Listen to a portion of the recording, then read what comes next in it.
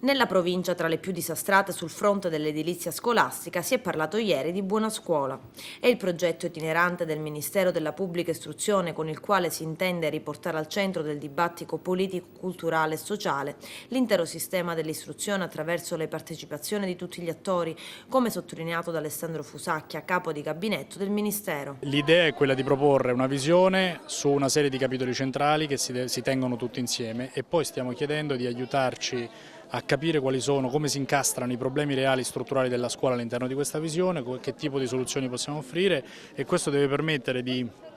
azzeccare le soluzioni, perché non ci possiamo più permettere di sbagliare le soluzioni e le ricette, e allo stesso tempo di dare forza a questo esercizio, perché vogliamo che sia un esercizio molto partecipato e condiviso quando arriverà la fase dell'attuazione. Lo scopo non è fare una legge al Consiglio dei Ministri a Roma, lo scopo è fare in modo che quella legge poi possa, come dire, arrivare sul territorio, entrare veramente nelle scuole e produrre effetti, e quindi la partecipazione serve sia in questa fase fondamentale per capire come migliorare il lavoro, sia nella fase successiva sarà ancora più importante per capire come tradurre quello che verrà fuori in qualcosa di concreto che migliora la scuola italiana. Parola d'ordine, ha sottolineato Fusacchia, è quella di avere una scuola al passo con i tempi, innovativa. Noi stiamo cercando di adottare un'innovazione di metodo anche per come stiamo costruendo questa nuova politica sulla scuola. Poi l'innovazione è centrale sia per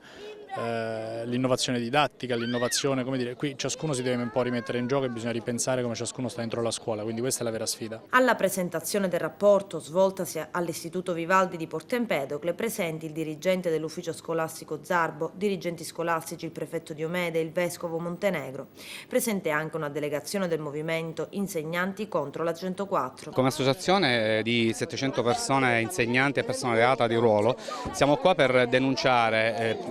Il tema era un buon trampolino, perché si parla di buona scuola, ma noi riteniamo che non sarà buona la scuola fino a quando ci saranno dei presunti disonesti all'interno della scuola. Quindi noi continuiamo a denunciare, ora come associazione, quindi come personalità giuridica, denunciamo le 104 e vogliamo il controllo a tappeto di queste 104 della provincia di Agrigento e non solo. Siamo qua anche per chiedere un'altra cosa, perché noi nel piano della buona scuola non si parla di mobilità, ma nel momento in cui verrà esaminata la buona scuola, degli insegnanti che da 15 anni chiedono il trasferimento,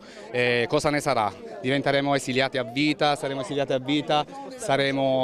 diventeremo nomadi dello Stato e non avremo più possibilità di rientrare vicino ai nostri familiari?